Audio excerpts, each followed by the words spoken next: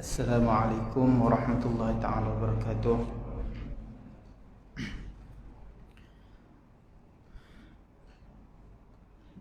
Bismillahirrahmanirrahim. Alhamdulillahi rabbil alamin. Wassalatu wassalamu ala asyrafil anbiya'i wal mursalin. Sayyidina nabiyina qurrati a'yunina Muhammadin afdhalin nabiyyin wa ala alihi wa sahbihi ajma'in. Subhanaka la ilma lana illa ma 'allamtana innaka antal alimul hakim. Rabbi shrah li sadri wa yassir li amri wa halul 'uqdatam min lisani yafqahu qawli. Rabbi yassir wa la tu'assir wa tamim bil khair. Sambungan daurah kitab sifat 20 muka surat 14 atas pada katanya sifat yang ke-6 wahdaniyah. Sifat yang ke-6 kata musannif wahdaniyah. Wahdaniyah artinya esa zatnya, esa sifatnya dan esa perbuatannya.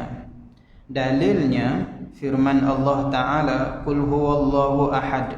Maksudnya katakanlah Allah Ta'ala itu Tuhan yang esa. Dan sepatutnya bagi orang mukmin yang mu'taqid, mu'taqid ni yang berakidah, yang beriktikad, ia hendaklah melihat perbuatan Allah Ta'ala jua atas tiap-tiap suatu kejadian. Jadi sifat yang ke-6 sifat wahdaniyah. Sifat wahdaniyah ni terjemahan Melayu kita kata esa ataupun satu. Kita kata Allah yang maha esa ataupun esa kan, ataupun asa. Jadi ada sebahagian ulama dia kata esa lebih tepat ataupun lebih elok terjemahan dia daripada satu. Maksud dia sama juga kan, satu esa dia lah. Jadi ada guru-guru yang kata lagi elok terjemah esa. Kenapa? Kerana satu ni dia ada pasangan, esa dia tak ada pasangan. Pasangan mana? Satu dia ada dua. 1, 2, 3, 4, 5. Satu ada kosong sebelum dia, ataupun tak ada apa. Dia ada satu, lepas tu kita boleh bilang 1, 2, 3. Kalau esa apa pasangan dia? Orang tak bilang esa 2, 3, tak ada. Orang kata esa satu sahaja. Sebab itu sebahagian guru dia kata terjemahan esa. Sebab wahdaniyah ni kita nak menolak segala jenis kam ataupun segala jenis bilangan yang ada pada Tuhan. Yang namanya berbilang pada zat, pada sifat, pada perbuatan, kita tolak semua dengan sifat wahdaniyah. Kita tolak dengan sifat wahdaniyah. Sebab itu kita ada guru kata tak lagi elok esa katanya. Kalau satu ni dia ada gak pasangan dia 2, 3. Gitulah. Jadi apa makna Allah ni sa pada zat, sa pada sifat, sa pada af'al ataupun perbuatan. Bagi orang yang mengaji kitab tauhid, yang mengikuti kitab-kitab tauhid, dia akan jumpa perbahasan ni yang dikatakan menafikan kumum ataupun kam. Kam ni maknanya berbilang. Kam muntasil, kam munfasil pada zat, kam muttasil, kam munfasil pada sifat. Itu kita nak nafi berbilang. Kesimpulan secara bahasa mudahnya begini, apabila dikatakan sa pada zat, satu pada zat, dengan makna kata ada dua makna. Dengan makna Allah ni zat dia hanya satu, tak ada dua. Macam kita manusia kan, dari segi luaran kita ni ada banyak, betul manusia ada satu ke banyak? Banyak berbilang. Yang namanya manusia berbilang. Adakah Allah, zat Allah berbilang? Ada Tuhan langit, Tuhan bumi, Tuhan laut, Tuhan udara, Tuhan hutan? Tak ada.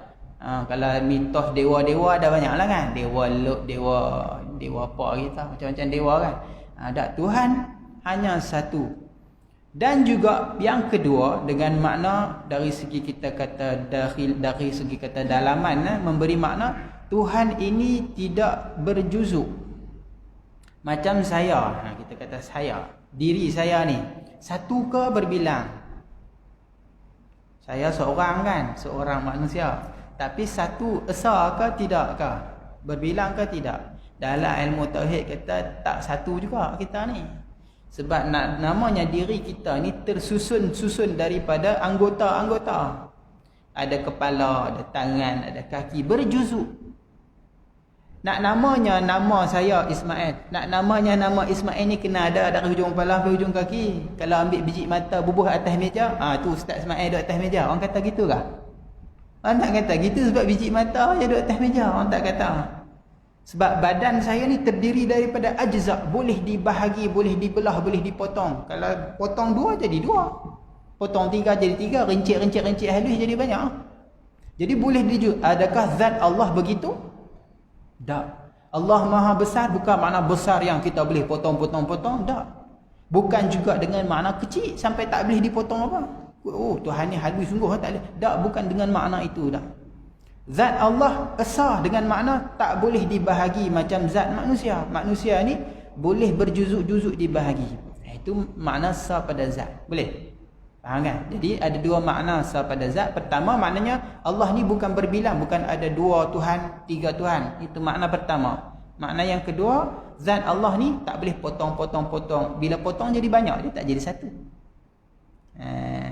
Dulu Pak Kiai masa ngaji dulu ada pernah mengaji tauhid dengan seorang Kiai Osman. Dia tunjuk, dia kata, ni satu kah berbilang? Dia kata, ni satu kah berbilang? Dia tunjuk. Orang kata satu lah. Nanti dia buat macam tu. Ni satu kah berbilang? Dia buat tu. Ni satu kah berbilang? Kalau kata satu dia buat tu. Berbilang ke satu? Sebab apa? Sebab walaupun kita kata ini satu, tapi dia boleh pecah, maka dia bukan satu. Badan kita ni memang satu, tapi bila kerat kepala, kerat kaki, dia jadi banyak tak? Satu ekor lembu, memang kita kata seekor, tapi boleh makan banyak orang bila kita potong. Korban pun boleh apa? Pecah 7, kan? Sebab apa? Sebab dia boleh berjuzuk. Jadi dia bukanlah wahdaniyah, tak ada wahdaniyah pada dia. Itu zat Tuhan begitu. Zat Tuhan juga wahdaniyah juga pada sifat. Sifat Tuhan juga bersifat dengan wahdaniyah. Segala sifat Tuhan bersifat dengan wahdaniyah. Esa pada sifat. Macam mana esa pada sifat? Kita ngaji sampai 20 tu. Bukan maksudnya begitu. Maknanya setiap afrad sifat-sifat Tuhan itu hanya satu. Dia juga memberi 2 makna juga. Pertama dengan makna luar sifat, satu ataupun munfasil yang bercerai, satu lagi muttasil dengan makna begini. Contoh kita kata kudrat. Kita tengok makhluk dululah. Kita tengok makhluk dulu. Kudrat kita. Kita ni ada kederat, ada kuasa, ada kekuatan. Jadi kekuatan kita ni sama juga macam badan kita. Seperti mana badan kita boleh bahagi, kekuatan kita pun boleh bahagi. Kita ada kekuatan tangan kanan. Kita ada kekuatan tangan kiri. Kita ada kekuatan kaki. Kaki kanan, kaki kiri terbahagi tak? Terbahagi. Walaupun satu sifat tapi terbahagi. Kalau kita angkat satu kampik beras, satu tangan, tak berapa nak larat, kita buh 2, baru larat. Maknanya apa? Kekuatan kita tu terbahagi-bahagi. Mata kita boleh tengok mata tangan kanan, mata kanan. Kita boleh tengok mata kiri, ada pembahagian. Kita tutup satu, nampak juga satu. Kita tutup satu, nampak satu. Kalau orang congkeh biji mata kita satu, ada satu lagi boleh tengok. Terbahagi. Telinga kita ada 2. Jadi sifat kita terbahagi. Sifat Tuhan adakah terbahagi? Kudrat Tuhan dengan makna ada pecah-pecahan? Tidak ada. Begitu juga dengan makna bahawa tidak ada selain daripada Tuhan yang ada sama sifat dia macam Tuhan. Itu makna kedua. Di Tuhan ada sifat namanya kudrat. Di zat Tuhan ada satu sifat namanya kudrat. Ada tak di selain zat yang kudratnya seperti kudrat Tuhan? Tak ada. Kita nama, tumpang nama aja. Sebab apa? Supaya Allah bagi kita ni sifat yang namanya sama, supaya kita ni mudah faham sifat Tuhan. Kita faham Tuhan tu ada kudrat. Kenapa? Kerana kita pun ada satu sifat yang seakan-akan namanya sama, kudrat, tapi hakikatnya tak sama. Jadi kudrat hanya ada pada Tuhan. Tidak ada kudrat yang seperti kudrat di Tuhan tu pada lain makhluk, tak ada. Jadi sa pada sifat hanya ada pada Tuhan. Samak yang seperti Tuhan ada pada yang lain tak? Tak ada. Ada tak samak yang macam Tuhan pada kita? Tak ada. Ada tak kudrat yang macam di Tuhan pada makhluk? Tak ada. Ada tak iradat yang seperti di Tuhan pada makhluk? Tak ada. Tak ada. Sifat kudrat hanya ada satu di Tuhan. Sifat iradat hanya ada satu di Tuhan. Sifat samak hanya ada satu di Tuhan. Tak ada yang serupa hakikat sifat itu yang sama macam Tuhan. Tak ada. Yang ada pada makhluk. Tak ada. Ada pada Tuhan saja. Hak pada kita ni nama. Kita nama kudrat. Tapi kita akan boleh jadi apa pun. Kita boleh buat apa? Tuhan, kudrat Tuhan mengada dan meniada. Kita boleh buat apa? Kita boleh buat apa? Mengadakan apa? Buat cucuk kodok. Itu bukan mengada, itu merubah. Kita bukan buat cucuk kodok, sebenarnya kita merubah. Kita ambil ayak, kita ambil tepung, kita buh garam, kita campur goi jadi cucuk. Kita bukan mencipta. Kita mengubah bentuk. Rumah kita bukan buat, kita mengubah. Asalnya batu, asalnya pokok. Kita cincang, kita potong, kita buh baju semen, susun jadi rumah. Tuhan bukannya dia ambil benda ni, cantum jadi orang, jadi dunia ada.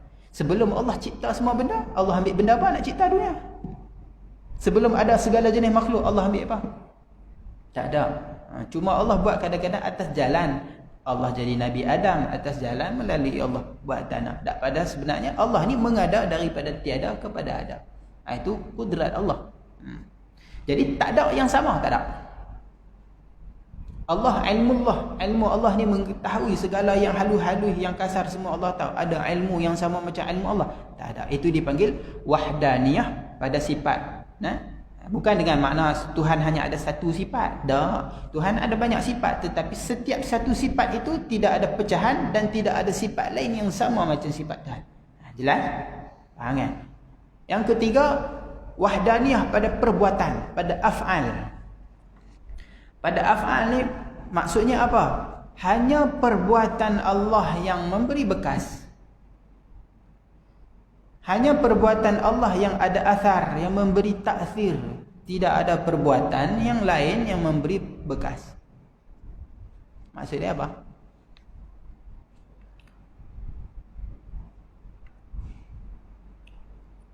Ketika pisau memotong, siapa yang memutuskan? Allah ke pisau? Allah. Pisau tak boleh memberi bekas kepada suatu benda untuk memutus. Ketika api menyentuh kertas, siapa yang membakar? Allah ke api? Allah, bukan api. Bukan api. Api tu kita kata asbab. Kalau kita nak bagi terbakar, kita cari api. Tetapi hakikat yang membakar Allah.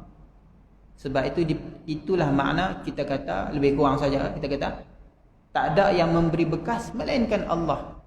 Wahid, apa kita kata, wahdaniyah pada perbuatan. Pada perbuatan. Tak ada perbuatan lain yang boleh memberi bekas. Nasi tak bagi kenyang, ubat tak menyembuh, pisau tak memutus. Tak ada. Yang memberi bekas hanya Allah. Allah mengenyang, Allah bagi lapar, Allah bagi sihat, Allah bagi sakit, Allah bagi ini, Allah, semuanya Allah. Yang lain hanya asbab sahajalah. Itu dipanggil wahdaniyah pada af'al, pada perbuatan. Jelas? Jelas kan? Kalau nanti dia akan ada lagi, dia akan sekali lagi di muka surat belakang-belakang dia akan ada sebut lagi akidah tentang bab ni. Dia ulang lagi. Sebab apa kita tak boleh kata benda lain memberi bekas? Macam hari itulah kita sebut, kalau benda lain ada memberi bekas, maknanya kita tak berhajat pada Allah. Kalau ada perbuatan selain daripada perbuatan Allah yang memberi bekas, maka kita tak berhajat kepada Tuhan. Sedangkan makna Tuhan tu apa kita sebut pada mula-mula daurah dulu, semua makhluk berhajat kepada Allah. Tapi kalau kita kata api boleh membakar, maknanya ketika kita nak membakar, kita dah tak berhajat kepada Allah. Kan? Sebab apa kita kata bukan Allah yang memberi bakar api? Nak bakar, cari api lah. Maknanya ketika kita nak membakar, kita berhajat kepada siapa? Kepada api lah. Itu kalau kita kata api yang membakar, maknanya kita tak mentauhidkan Allah. Kita dah tak berhajat kepada Allah. Kalau kita kata nasi yang mengenyangkan, ketika kita lapar, kita berhajat kepada siapa? Allah kan nasi? Nasi lah, itu syirik lah. Dia menyengutukan Allah. Tidak ada perbuatan yang memberi bekas. Kita ni buat hanya asbab. Ada orang kalau sakit dia jumpa doktor, betul tak? Sebab apa doktor menyembuh? Tak. Asbab doktor boleh menyembuh. Dia bagi ubat, kita makan, sembuh. Hakikat Allah. Ada orang guna, kita kata ruqyah sebagainya. Sakit dia jumpa ustaz dia baca ruqyah, jampi, lega. Adakah ustaz tu yang bagi lega ataupun bacaan kita? Tak juga. Allah yang bagi lega. Sama. Itu hanya cara. Ada orang sakit pergi jumpa Tok Bomoh. Kan? Dia tak jumpa ustaz, dia tak jumpa doktor, dia pergi jumpa Tok Bomoh. Tok Bomoh siam. Dia pakai tulang apa, tulang ni. Dia jampi pompang, marang kerapu, marang apa. Jadi dia embuih lega. Siapa yang menyembuh dia? Tak juga Allah. Itu hanya asbab jalan-jalan saja. Ada jalan yang dibenarkan, ada cara yang tak dibenarkan. Tapi ala kulli hal, walaupun jadi semua tu, Allah yang bagi bekas. Tok Bomoh buat lega, Allah yang bagi lega hakikat dia. Ustaz jampi lega, Allah yang bagi lega hakikat dia. Ubat lega, Allah juga yang bagi lega. Habis tu buat apa? Kita usaha kalau semua Allah. Allah kata kamu manusia, kamu ni ada fitrah, kamu ni ada asbab dia. Likulli syai'in sababa. Kalau kamu nak sesuatu, kena usahalah. Nak lega macam mana? Pergi berubat. Lapar buat macam mana? Pergi makan nasi. Allah jadikan macam tu aturan hidup kita. Tetapi akidah kita semuanya Allah. Itu dikatakan wahdaniyah pada perbuatan. Sebab itu musannif kata hendaklah melihat perbuatan Allah Ta'ala jua atas tiap-tiap suatu kejadian. Apapun Allah je. Mana ada hal lain. Sebab tu orang kata ini syirik, ini syirik. Syirik tu kalau dia iktikad benda tu memberi bekas, syirik lah. Kalau dia kata nasi lah bagi kenyang, syirik juga. Siapa makan nasi boleh syirik. Tidak. Siapa makan ubat pun syirik. Sebab apa? Dia kata ubat bagi lega, bukan Tuhan bagi lega. Syirik lah tu. Menyengutukan Allah pada kekuasaan, pada memberi taksir. Ada selain daripada Allah yang boleh menyembuh. Ketika sakit, mari ramai-ramai kita makan ubat, tak payah, ada Tuhan pun tak apa. Seolah-olah begitu. Kalau dia i'tikad ubat tu menyembuh, itu syirik. Jadi siapa kata makan ubat tak boleh jadi syirik, makan nasi tak boleh syirik? Ikut akidah lah. Orang bila akidah betul, dia berada di jalan betul, selamatlah. Itu jelaslah wahdaniyah. Yang ketujuh, tak boleh lama-lama. Ketujuh, kudrat. Kudrat artinya kuasa. Ataupun pada ataupun tarik bakurah diterjemah berkuasa. Maka mustahil ia lemah. Dalilnya firman Allah Ta'ala, innallaha ala kulli syai'in qadir. Yakhluqullahu ma yasha, innallaha ala kulli syai'in qadir. Allah ini apa? Bahasanya Allah Ta'ala amat berkuasa atas tiap-tiap suatu. Maka sepatutnya bagi mukmin yang mu'takid, ia hendaklah bertawaduk, tiada takabur, bertakbur dia kata. Dan tiada membesarkan diri dan banyak takut kepada Allah. Kenapa? Kerana Allah ini sifatnya kudrat. Kudrat bahasa Arab, bahasa Melayu kita kata kederat. Dia ni kederat kuat sungguh. Kederat. Ataupun orang-orang belah utara kata riang. Riang. Dia ni riang kuat ni. Mana kuasa kita kata tenaga riang tu. Riang tu kudrat lah. Ataupun sebelah bahagian tempat kata reng. Reng. Tak ada reng. Ada sini orang sebut macam reng, tak ada? Kalau ada. Kalau orang Botek kata apa? Orang Perak kata apa? Tak tahu Kalau orang Baling dia kata apa? Tak rok. Rok tu apa? Rok tu tak larat. Tak rok dah. Tak rok tu tak larat lah. Rok ke riang ke reng ke. Kalau rok Terengganu mendaling kan? Mendaling benda apa? Semua dok rok. Dok rok sama mana? Jadi apa saja terjemah samalah. Kudrat Allah dengan makna kita kata berkuasa. Dengan sifat kudrat Allah tu Allah berkuasa. Dengan sifat Allah, Allah kuasa. Dan kuasa Allah bukan seperti perkuasa kita. Kita ni kuat dengan tulang, dengan urat, tulang besi, urat dawai, piramidi kita kan. Itu kuat kita. Kalau kita ni tak ada tulang, lembek habis. Orang tulang dia tak ada, jadi lembek. Kuat kita tu dengan sebab ada urat, dengan sebab ada tulang, dengan sebab asbab, dengan sebab makan nasi. Itu kuat kita. Hakikat Allah tidak begitu. Jelas kan? Dan mula masuk kudrat ini, dia mula masuk kita kata perbahasan. Kalau orang pernah mengaji kitab tauhid, Dia dipanggil sifat ma'ani, dan sifat ma'ani ini dia ada takluk. InsyaAllah mungkin kemudian belakang tu mungkin ada rasanya, kita hurai di belakang sana, simpan di sana. Sifat yang ke-8, tak mau lama sangat ni. Iradat. Sifat iradat. Iradah artinya menentukan. Kehendak Tuhan ni ada sifat yang dengan sifat iradah ni Allah menentu. Maka mustahil tergagah. Tergagah tu apa? Terpaksa. Dalilnya firman Allah Ta'ala, fa'alul lima yurid. Allah ni fa'alul lima yurid, maksudnya Allah berbuat apa yang dia tentukan. Jadi dengan sifat iradat ni Allah mau, Allah memilih. Ini iradat yang kita bahas ni iradat sifat Allah lah. Bukan iradah syar'iyah yang ada di dalam Al-Quran tu. Dia ada sangkut paut juga. Cuma sebab apa? Sebab di sini ada benda begini dibahas dalam kitab tauhid. Ada benda yang Allah nak ni makna iradah lah. Allah ni mahu, Allah ni memilih. Ada yang Allah nak, Allah suruh, dan Allah perintah. Contohnya apa? Beriman. Iman ni Allah suruh, betul tak? Dan Allah redha dengan iman. Dan Allah nak apabila pada iman tu ada pada seorang orang yang beriman. Contoh pada Sayyidina Abu Bakar. Iman pada Sayyidina Abu Bakar tu Allah pilih. Dan Allah suruh dan Allah perintah. Ada yang Allah tak, kita kata tak mau, tak nak, dan tak suruh dan tak perintah. Contoh macam kufur. Kufur yang macam pada kita ni, Allah tak suruh dan Allah tak redha dan Allah tak mau. Allah tak mau makna Allah tak kehendak kufur tu ada pada kita. Buktinya kita tidak berada dalam kufur. Ada yang Allah kita kata apa? Tak suruh dan tak redha, tapi Allah mau. Yang ni yang bukan ada dalam, bukan iradah syar'iyah tu, tidak. Ada yang Allah tak suruh dan Allah tak redha. Contoh dia apa? Kufur. Tetapi Allah mau. Contoh dia pada siapa kufur? Abu Lahab. Contohnya pada orang-orang kafir. Orang kafir, adakah Allah suruh mereka kufur? Allah tak suruh. Adakah Allah redha mereka kufur? Allah tak redha. Dalam Al-Quran tidak ada yang Tuhan suruh siapa-siapa jadi kufur ataupun tak ada.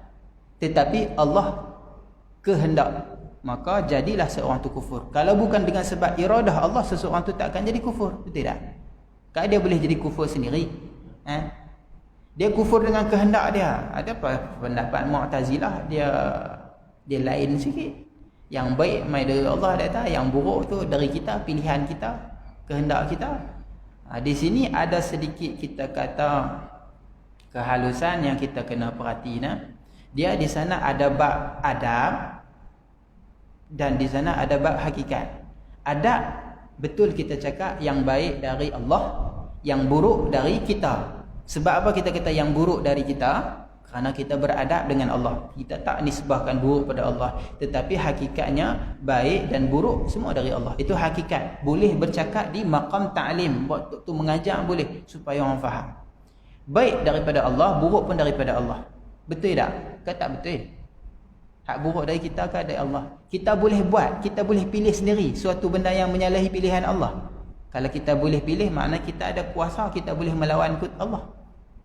Ketika orang kafir tu kufur, pilihan siapa? Hakikat lah. Ni kita cerita hakikat dalam ilmu tauhid ni, akidah kita ni. Kita bukan cerita adab dan sebagai syariat tak. Kita cerita tentang hakikat. Apabila seseorang tu buat jahat, kufur, itu hakikatnya pilihan siapa? Kita kata memang dia pilih, kan? Tapi hakikatnya Allah. Kalau kita kata begini, okey, kita kata kalau sebahagian Mu'tazilah kata tak, Allah suruh dia buat baik, Allah pilih dia buat baik, tapi dia yang pilih buat jahat. ketika itu kita ni boleh lawan Tuhan. Kita mampu melawan kehendak Tuhan. Allah kata, hang kena Islam. Tapi dia kata, tak mau, aku nak jadi kafir. Dia bercanggah dengan iradah Allah dan dia mampu. Dia mampu. Maknanya apa? Maknanya dia ada kuasa boleh lawan Tuhan. Bolehkah macam tu? Tidaklah. Kita kalau kita ni orang lemah, mak ayah kata macam tu, kita dengar, kita kan boleh melawan, tidak? Kalau pak kita kata hang kahwin, kita pun kahwin. Tak usah kahwin, tak usah kahwin. Hang ngaji, kita pun ngaji. Sebab kita tak ada pilihan. Pilihan semua di tangan pak kita. Pak kita ada kuasa. Tapi kalau kita ni jenis orang ketegak sikit, suka melawan, durhaka. Kan? Jadi pak kita kata hang pergi ngaji, tak mau pak saya nak pergi kerja. Dia pun pergi kerja. Maka dia boleh melawan bapa dia. Kalau kita kata kita ni boleh ada kehendak sendiri bukan daripada pilihan Allah, maka kita boleh lawan kehendak Allah lah. Kita ni seorang hamba, boleh lawan kehendak Allah. Kita mampu melawan. Ada kuasa boleh lawan. Mana ada? Kalau ada, mana standing dengan Tuhan lah. Maka hakikatnya hak baik, hak buruk semua daripada Allah. Tetapi kita tak sebut benda tu. Hak benda jenis buruk-buruk ni kita tak nisbahkan kepada Allah. Jadi Allah ni dengan sifat iradah ni, Allah kehendak sesuatu, Allah pilih sesuatu. Setiap benda yang berlaku pasti dengan iradah Allah, kehendak Allah. Idza arada syai'an, bila Allah nak, Allah buat jadi. Tak ada benda yang terlepas daripada kehendak Allah. Tak ada benda yang berlaku dengan sebab ilat, dengan sebab tabiat, tak ada. Tak ada benda yang berlaku dengan hanya asbab, tidak ada. Kalau kita ni ada benda yang berlaku dengan sebab ataupun ilat. Contohnya macam mana? Contohnya kita pakai, dalam kitab ni dia buat misal cincin. Apabila kita pakai cincin, kita gerakkan tangan kita. Cincin bergerak tak? Gerak lah kan? Kita pakai cincin, kita gerak tangan kita. Bergerak tak cincin? Bergerak. Kenapa cincin bergerak? Sebab kita gerakkan tangan, maka cincin turut bergerak. Bukan kita kehendak pun dia bergerak. Kita berjalan, bukan kita berkehendak pun baju, bukanlah dengan niat bahawa kita ni nak menggerakkan baju, tapi kita automatik, kita menggerakkan badan, automatik baju ni bergerak. Berlaku pergerakan baju bukan dengan kehendak kita, tetapi bersebabkan dengan gerakan kita. Betul tak? Kan? Saya pakai kopiah ni, saya buat macam ni. Saya sambil mengajar ada goyang-goyang. Saya ada niat nak menggoyangkan kopiah? Tak ada. Saya niat bergerak badan. Tapi automatik bergerak sekali kopiah ini. Maka gerakkan kopiah itu bukan dengan sebab iradah saya. Itu perbuatan makhluk. Ada benda yang berlaku bukan dengan sebab iradah kita. Tetapi Allah, setiap satu benda itu adalah dengan sebab iradah. Kita bergerak dengan sebab iradah Allah. Kopiah bergerak pun dengan sebab iradah Allah. Bukan dengan sebab Allah kehendak gerak kita, lalu kopiah turut sama bergerak. Tak. Kopiah ni turut bergerak dengan sebab iradah Allah. Kita bergerak pun dengan sebab iradah Allah. Kalau Allah kehendak, Allah boleh bagi kopiah ni gerak, kita tak gerak. Pakat lari satu masjid. Kopiah dia gerak, teng, ustaz duduk dia macam tu. Lari semua. Ataupun saya bergerak, kopiah dia keras macam tu. Tuhan boleh tunjuk kalau Tuhan mau. Tuhan boleh tunjuk kalau Tuhan mau, tapi Tuhan tak buat. Kan? Itu semua benda gerak, diam, apa saja yang berlaku dengan sebab iradah Allah. Iradah Allah ni pada semua benda nah. Dan ada lagi perbahasan-perbahasan dalam sifat iradah. Tapi jelas faham lah. Sifat yang ke mana tadi hilang? Sifat yang ke-9, ilmu. Ilmu artinya tahu ataupun pengetahuan. Maka mustahil jahil. Dalilnya firman Allah Ta'ala, wallahu bikulli syai'in alim. Allah Ta'ala amat mengetahui dengan tiap-tiap suatu.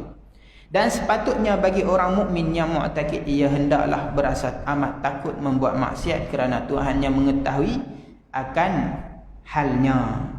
Apa sahaja perkara, sama ada benda yang wajib, benda mustahil, benda yang harus, semuanya tak terlepas daripada pengetahuan Allah. Benda yang besar, benda yang halus, zahir ataupun batin, hatta segala zarrah, segala benda yang halus-halus, semuanya Allah tahu.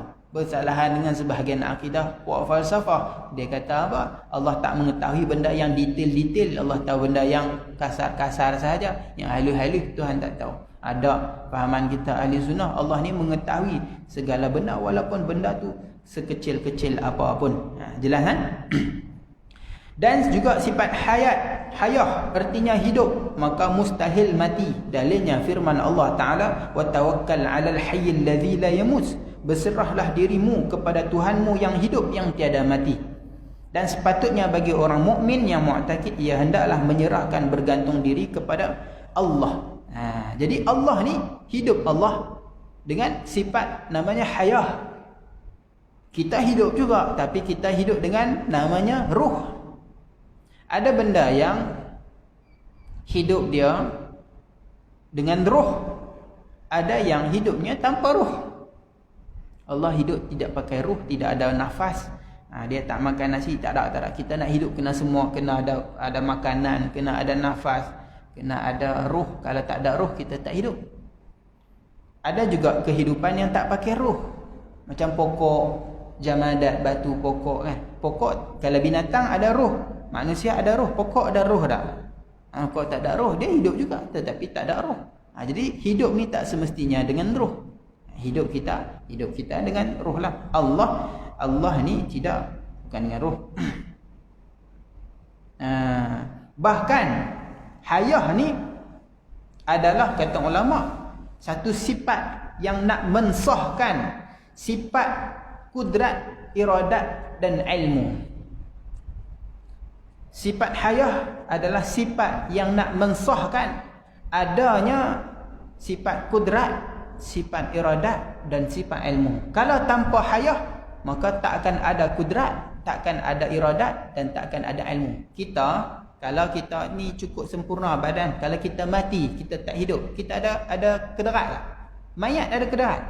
Tak ada. Ada bila hidup. Mayat ada iradah tak? Ada sifat kehendak mau? Tak ada. Kalau dia ada, dia marah orang bagi mandi mayat kat dia, gosok-gosok kasar, dia tampak tukang mandi mayat, pelan-pelan sikit-sikit dia lah kan. Tapi dia tak ada kehendak tonyoh macam mana pun kan. Kalau tukang mayat tu jenis tukang mandi mayat tu ni sikit, dia tonyoh ikut dan buh ayam masuk dalam lubang hidung, dia bukan boleh kata apa. Sebab apa? Tidak ada sifat iradah. Kenapa? Kerana tidak ada hayah. Begitu juga dengan sifat ilmu. Ilmu tak akan ada kalau tidak ada sifat hayah. Macam mana dia nak mengetahui kalau dia tidak hidup? Sebab itulah empat benda ni, satu dalil untuk empat benda ni. Apa dia? Dalil ada kudrat, iradat, ilmu, hayah. Ada alam ni. Apa dalil empat ni? Ada alam ni. Macam mana nak ada alam kalau Tuhan tak ada kudrat? Kita kalau tak ada tenaga, kita boleh buat. Nak tembak roti canai, minta larat kan? Bulan-bulan puasa ni nak suruh orang. Tak larat. Kalau kita tak ada kudrat, apa pun kita tak boleh buat. Maka wujudnya alam ni dalil Allah ada kudrat. Dan juga dalil Allah ada iradah. Kehendak. Kalau Allah tak kehendak, takkan jadi. Kan? Orang kalau suruh kita buat,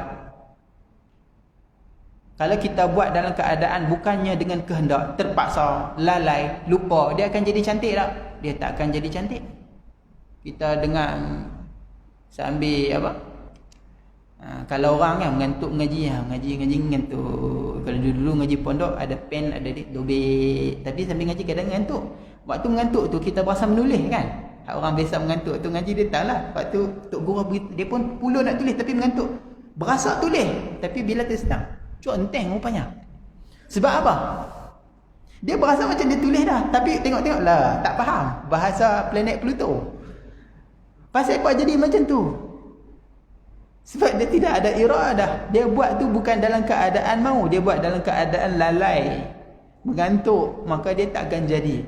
Tuhan kalau tidak ada iradah, macam mana dia nak buat alam ni? Kalau dia tak kehendak nak buat, dia tak akan jadi. Hatta orang kena paksa pun tak akan jadi. Orang paksa kita ni jenis malas buat kerja. Dia tahan ni, tolong buat ni, buat pergi cepat siap sikit. Kita dengan terpaksa buat, dia akan jadi apa? Cai, orang kata. Tak elok, tak cantik.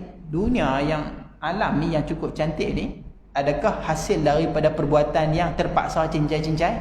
Tidak ada. Itu dalil kata Allah ada sifat iradah. Begitu juga dalil bahawa Allah ada sifat ilmu. Kalau Allah tak ada sifat ilmu, boleh jadi alam ni. Tak boleh. Kita, kalau orang tak bisa bertukang, dia nak bertukang juga. Dia kata, aku nak jimat, nak buat rumah lah ni, ingat murah, dia kata. Kalau harga barang 50,000 sekali dengan upah, jadi 100,000 lah. Aku nak buat sendiri rumah. Buat. Dia tak ada ilmu. Pegang bertun pun tak pernah. Gergaji pun kenal tak kenal. Agak-agak jadi tak? Agak jadi apa? Takkan jadi. Hatta nasi goreng pun, geng-geng bujang ni. Hang buat nasi goreng, hari ni turn hang masak. Dia kata, okey. Dia tak pernah reti masak, goreng telur pun tak reti. Dia buat nasi goreng jadi apa? Jadi nasi apa? Kita pun tak tahu nak jadi nasi apa. Dia takkan jadi satu benda kalau dia tak ada ilmu. Hatta benda dunia ni. Setiap benda perlukan ilmu. Dia takkan jadi tanpa ada ilmu. Maka alam yang cantik ni, adakah Tuhan buat tanpa ada ilmu? Mustahil. Maka satu benda, dalil bagi kita kata kudrat, iradat dan ilmu. Dan juga haya. Sebab apa? Kalau tak hidup, takkan Tuhan boleh buat. Orang mati boleh buat apa? Kalau mayat tu boleh buat apa? Jadi alam ni ada membuktikan bahawa Allah tu hayyun la yamut. Tuhan tu hidup, bersifat dengan ilmu, bersifat dengan iradah, bersifat dengan kudrah. Jelas? Jelas kan? Cukup. Lagi sambung. Kita nak pergi laju. Yang ke-11, sifat sama. Sama, basar dan kalam. Tiga sifat ni, kalau kitab ni dia datangkan semua ayat Al-Quran, tetapi sebahagian kitab dia banyak datangkan dalil akli. Apa dalil Allah ada sifat kudrat? Alam ini begini. Apa dalil Allah sifat iradat? Alam ini begini. Tetapi bila sampai tentang sama', basar dan kalam, dia tidak lagi berdalilkan dengan alam ini, tapi berdalil dengan ayat Al-Quran. Kalau sini semua ayat Al-Quran tak apalah, tapi sebahagian kitab macam kita Jawi, sifat-sifat lain, apa dalil? Alam ini. Apa dalil? Alam ini. Tapi sampai tiga sifat, sama', basar, kalam. Sama' tu maknanya pendengar. Basar maknanya pelihat. Kalam maknanya perkata. Tiga sifat ni mana dalil dia? Didatangkan ayat Al-Quran. Wallahu sami'un alim. Jadi semua datang Al-Quran. Sebab apa? Sebab alam ini kita kata tak menjadi secara ni lah. Kita kata secara selapis pandangnya, kita kata tak menjadi. Dia dalil juga, tetapi secara selapis pandangnya dia tak menjadi dalil. Sebab apa?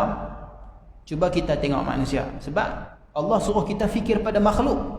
Kan? Kalau kita tengok pada makhluk, ada orang buta boleh bekerja tak? Orang buta boleh kerja tak? Ada orang buta tapi kerjanya sempurna. Dia buta pakai baju, sikat rambut apa boleh. Dia boleh handle masalah hidup dia sendiri walaupun tak ada orang bantu. Ada orang pekak boleh buat kerja tak? Boleh buat kerja. Ada orang bisu boleh buat kerja tak? Jadi kalau kita kata pokok itu dalilnya bahawa Allah bersifat dengan pendengar, pelihat, dia jadi macam susah sikit. Dia jauh nak pusing. Jadi ulama pada tiga sifat ini, ulama akan datangkan dengan dalil Al-Quran. Bukan kita kata lagi orang kata, tang ni main Al-Quran hak nu. Ulama ni tang ni dia reti, hak dia tak reti. Bukan tak reti, kita yang tak reti. Kita ni pandai-pandai aja. Ulama tu pandai. Dia pandai kena satu ya, jangan pandai-pandai. Pandai-pandai dia tak bagus. Kita pandai-pandai kata ulama tu tak pandai. Sebenarnya kita yang tak pandai. Kita tak faham metodologi ulama tu susun tu macam mana. Jadi pada tiga sifat ni sebahagian kita datangkan dalil Al-Quran. Tapi secara dalil akli yang mudahnya macam mana? Apa dalil Allah bersifat dengan sama', iaitu Allah ada pendengar, Allah ada sifat basar, pelihat, dan Allah ada sifat kalam, perkata. Dalilnya bahawa Allah itu adalah Tuhan. Tuhan ini sifat dia maha suci daripada segala sifat kekurangan. Kalau dia kurang, bolehkah nama dia Tuhan? Layakkah dia menjadi Tuhan? Tuhan tapi dia buta, pekak dan bisu. Boleh. Tuhan apa pekak, buta, bisu? Kalau dewa-dewa tak tahulah, dewa-dewa sejarah apa, orang dewa-dewa ada dewa buta ke tak tahu kan. Tapi nak namanya Tuhan, Tuhan ini bersifat dengan segala sifat kesempurnaan. Maka buta bukan sifat kesempurnaan, pekak bukan sifat kesempurnaan, bisu juga bukan sifat kesempurnaan. Maka tak layak yang namanya Tuhan kita kata kalau dia tu ada sifat buta. Makhluk tak apa, ada lemah. Dan kita pun kalau kita tengok makhluk ni, kalau dia buta, pekak, bisu ni, kekurangan tak? kekurangan, dan dia tu ghalibnya orang tu anggap dia kelas bawah sikit, betul tak? Dia dikategori dengan macam OKU, betul tak? Maka dia kategori lain. Jadi adakah Tuhan yang disembah seluruh alam ni bersifat macam ni? Tidak. Itu secara akliyah yang mudahnya begitu. Jadi katanya sama, artinya mendengar. Kalau Tariq tak apa, ni sebahagian penterjemah dia terjemah mendengar. Tetapi maksud mendengar adalah sifat, bukan perbuatan. Dalam Tariq Baquratul Amani ataupun Pak Dawan Ismail, dia menterjemah dengan pendengar. Sifat sama adalah pendengar, bukan mendengar. Supaya apa? Supaya kita bezakan sifat dengan kerja sifat. Kita ada sifat pendengar tak? Ada kan? Kita mendengar tak? Kita mendengar. Waktu tidur kita mendengar tak? Tak mendengar. Tapi kita pekak tak? Tak pekak. Pendengar lawan dia pekak. Orang yang boleh mendengar namanya orang yang ada sifat pendengar, dia boleh mendengar. Orang yang tak ada sifat pendengar, dia pekak. Jadi pendengar sifat, mendengar kerja. Sekarang dengar kan? Jadi nama pekak tak? Tak nama pekak. Waktu tidur tak mendengar, nama pekak? Tak nama pekak. Sebab pekak tu lawan bagi sifat, bukan lawan bagi mendengar. Lawan bagi mendengar apa? Pendengar lawan dia pekak kan? Orang yang ada sifat boleh mendengar tu namanya dia tu ada pendengar. Orang yang tak ada sifat tu namanya dia pekak. Orang yang ada sifat pendengar, dia boleh mendengar. Jadi mendengar lawan dia apa? Pendengar lawan dia pekak. Mendengar lawan dia saya pun tak tahu. Bahasa Melayu ni dia kurang sikit. Cuma kita boleh katalah mendengar lawan dia tak mendengar. Ataupun kita kata memekak. Pekak, memekak bukan pekak, tapi dia buat pekak. Tetapi bahasa Melayu bila sebut memekak, dia faham benda lain. Dia ni kerja memekak aja. Maknanya apa? Bising, bukannya itu bahasa Melayu kita guna kepada tu. Tapi sebenarnya kita kata pekak ataupun memekak tu maknanya dia buat pekak. Orang yang tak dengar. Kalau orang yang kita cakap tapi tak mau dengar tu, kita kata apa? Saya tahu tak? Saya pun tak tahu. Bahasa Melayu miskin tu, tak ngaji bahasa. Jadi pendengar lawan dia pekak. Sifat pendengar, dia boleh mendengar. Kalau orang yang pekak ni, waktu dia jaga pun pekak, waktu dia tidur pun pekak. Tapi kalau mendengar ni, waktu dia jaga mendengar, waktu dia tidur dia tak mendengar. Itu beza. Mendengar dengan pendengar tu beza. Sebab tu Pak Dawan Ismail dulu dia ubah terjemah. Bukan dia kata hak dulu salah, tidak. Cuma dialah orang Jawa ini dia mudah. Sebab akidah secara asasnya adalah apa yang kita i'tiqad, bukan terjemahan. Kalau kita i'tiqad betul-betul lah. Kalau i'tiqad salah walaupun kita terjemah kot lain. Tapi yang pentingnya akidah tu apa yang kita i'tiqad. Kalau dia i'tiqad sifat sama' tu gini-gini yang menyalahi, ulama kata salah-salah lah walaupun dia terjemah betul. Akidah ni pada bab terjemah, pada bab apa yang kita simpankan dalam hati. Bukan masalah pendengar ataupun mendengar. Cuma bahasa tu dia akan menarik apa yang kita faham. Sebab tu Pak Daw dia bezakan. Pak Dawan Ismail ni dia beza. Dia kata sifat Allah pendengar, kerja dia mendengar. Begitu. Begitu juga basar, katanya basar artinya melihat, maka mustahil buta. Basar kalau Pak ada terjemah pelihat. Dengan pelihat Allah melihat. Dalilnya firman Allah Ta'ala, wallahu basirun bima ta'malun. Maksudnya Allah Ta'ala amat melihat dengan apa yang kamu perbuat. Melihat dengan pelihat sama? Tak sama. Melihat, kalau pelihat lawan dia buta. Kalau melihat lawan dia apa dia? Pejam. Pejam. Waktu saya buka mata saya melihat. Waktu saya pejam mata adakah saya buta? Bukan, sebab melihat bukan lawan dia buta. Jadi sebab tu Pak Da kata tak tepat terjemah sifat basar dengan melihat. Sebab sifat basar lawan dia apa? Buta. Kalau melihat lawan buta, waktu saya pejam mata saya tak melihat, maka saya buta. Salah, kan?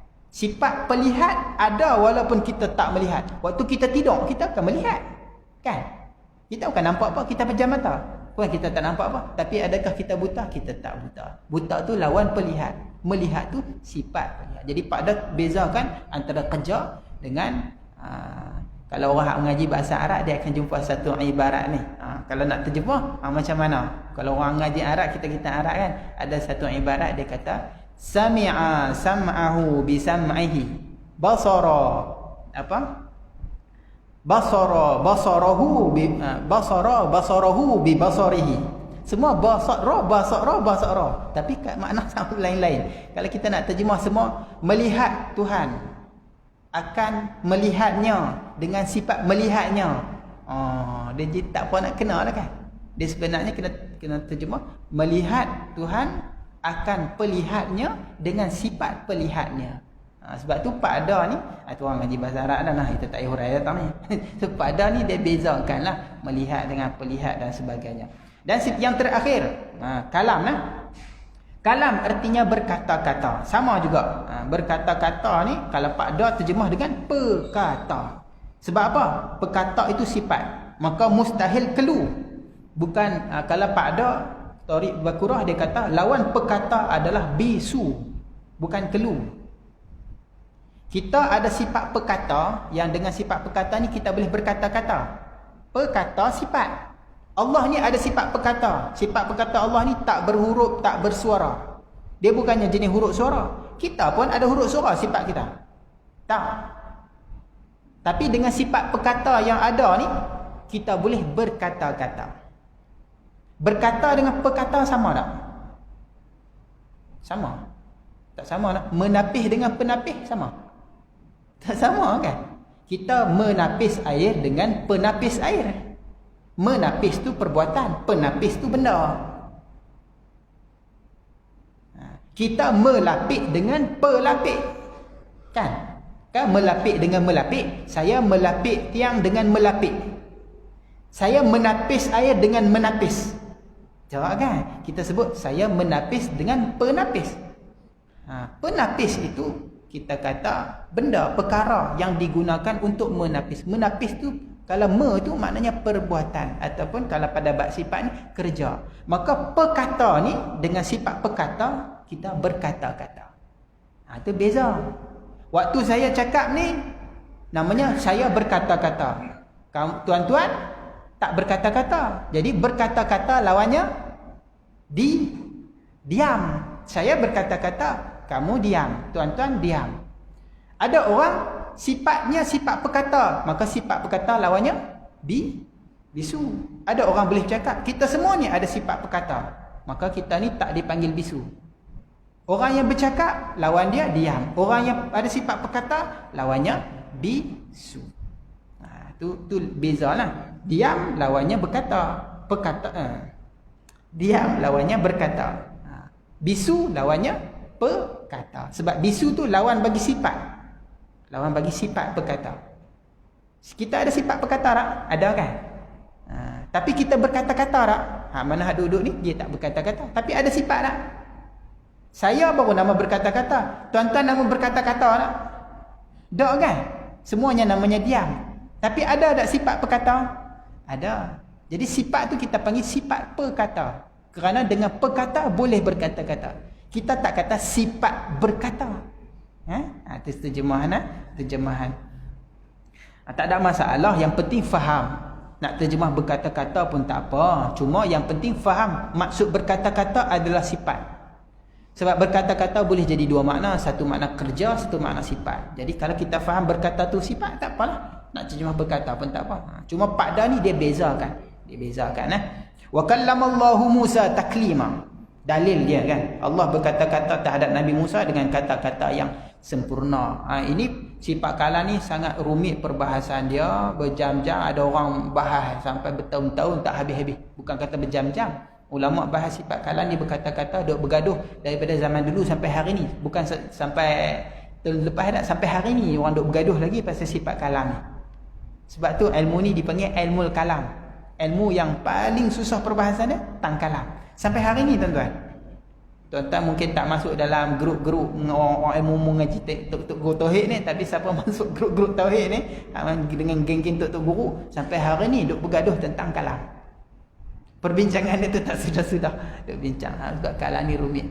Jadi Allah dalil dia, Allah berkata-kata dengan Nabi Musa. Ada dua mazhab, Abu Hasan Al-Asy'ari, Asy'ariyah dengan juga Abu Mansur Maturidi. Abu Hasan Al-Asy'ari dia kata apa? Allah memperdengarkan Nabi Musa akan sifat perkata Allah. Sifat yang tak ada huruf tapi dan tak bersuara. Nabi Musa dengar hak tu. Macam mana dengar tak huruf tak suara? Allah bukakan hijab, Allah kuatkan idrak Nabi Musa sehingga Nabi Musa boleh mendengar. Nabi Musa memahami kalam Allah yang tak ada huruf, tak ada suara. Itu mazhab Abu Hasan Al-Asy'ari. Mazhab Abu Mansur Maturidi dia kata Allah menjadikan huruf dan suara. Allah menjadikan huruf dan suara. Sebab itu kalam ni dia ada banyak pecahan. Kalau orang mengaji kitab tauhid dia akan jumpa banyak pecahannya lah. Tapi setakat ini faham. Kalam ini ada banyak makna lah. Kalam, okey, kesimpulan terakhir saya nak tutup. Kalam ada banyak pembahagian, ada banyak makna. Ada kalam yang memberi makna sifat. Itu satu saja. Kalam dengan makna sifat satu, tak ada huruf, tak ada suara. Adapun ayat Al-Quran yang sebut kalaulah Lut dijadikan dakwat, pokok-pokok dijadikan pena, ditulis kalam Allah, nescaya tak cukup dakwat. Oh, banyak kalam. Itu kalam yang mana? Itu bukan sifat tak? Itu bukan yang tu tak? Kalau Tariq Pakda dia kata itu yang nombor 2, nafsani. Kalam sifat itu namanya kalam nafsi. Jadi untuk orang awam faham macam ni saja. Faham Allah ada sifat kalam. Dengan sifat kalam itu Allah berkata-kata. Faham nah? Itu saja. Tak payah pening-pening sebab kalam ni memang detail rumit-rumit. Kita pun tak mau. Jadi jelas Saya ulang sekali lagi apa yang kita nak i'tiqad untuk orang awam ni, Allah ada satu sifat namanya kalam. Sifat kalam Allah ni bukan huruf, bukan suara. Macam kita, sifat kalam kita pun bukan huruf suara. Hak huruf suara tu benda lain. Takluk apa kita kata benda yang keluar daripada takluk sifat kalam kita ni. Bila kita bercakap maka keluarlah huruf dan suara. Perkataan pun terkeluar. Okey, boleh nak? Boleh nak? Faham nak? Nak tutup dah. Wallahualam. Kat tu ya. Jangan lama-lama berasap lah.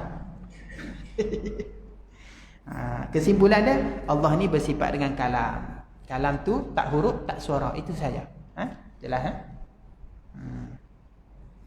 Kemudian kita akan masuk sifat